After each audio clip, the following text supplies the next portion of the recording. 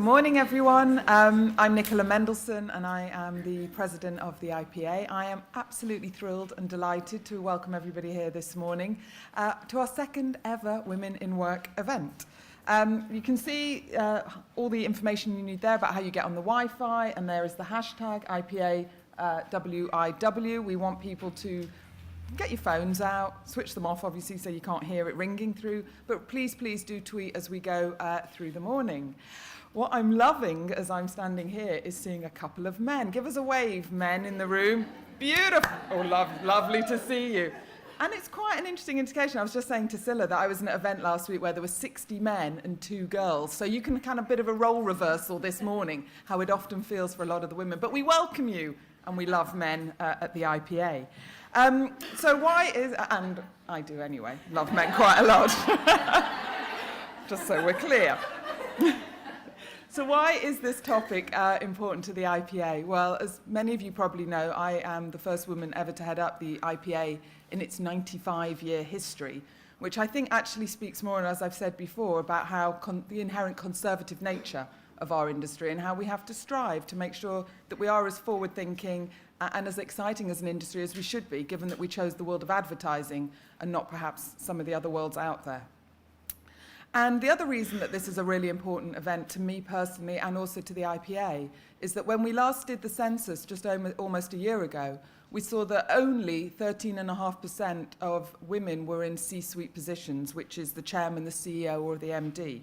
And that figure is basically rubbish. I was on record last year saying it's rubbish, it's not good enough, and we need to do everything we can in order to increase the number of women that are in senior positions in our industry.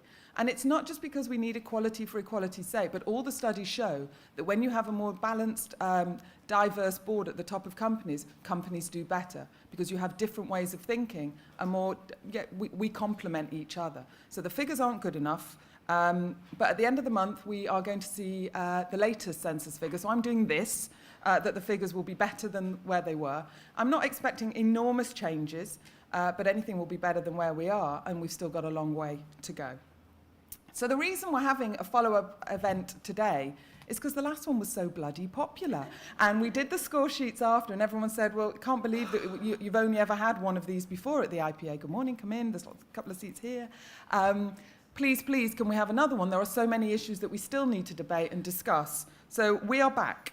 And the things that people asked us for was, it'd be really good to get a perspective from somebody that's been there and done it before. So we're very lucky that Scylla is with us today to give us a perspective from an agency side as to, what are the things that are stopping us doing what we need to be doing? What are the structures that we need to be putting in place? Are there any legal challenges that we need to be aware of or opportunities that actually businesses can be capitalizing on?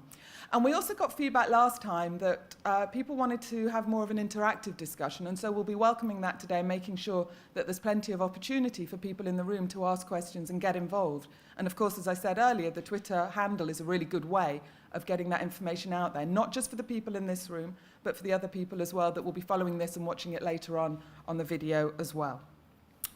I've also got some very exciting news, because it's always good to have new news. So you are the first people ever to hear what I'm about to tell you. We are going to be launching, in partnership with Campaign, the Women of Tomorrow Competition 2013. So what we're doing with the campaign is to celebrate who we think as an industry are the top 10 women of tomorrow. The women that we believe will represent the future of our industry. They can come from any part of our industry, from agencies, media owners, clients, and actually from January, we're launching it today. Campaign will also launch it separately, but you're hearing it first, so we're kind of circle of trust now.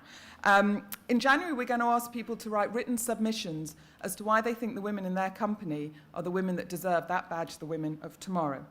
And the women chosen will feature in Campaign, and there will be an event here at the IPA on International Women's Day around that week to celebrate those winners. So I think it's a really, really positive and exciting thing that the IPA and Campaign are doing. And I think it's born out of some of the conversations that have been happening, not just in the IPA, but in the wider industry as well, about what we can do to celebrate women in our industry more.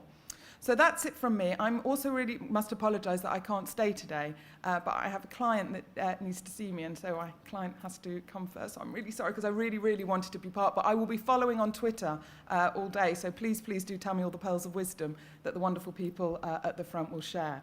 So I'm now going to hand over to Gail, Creative Director of Mad Women, to do the main intro. Thank you very much.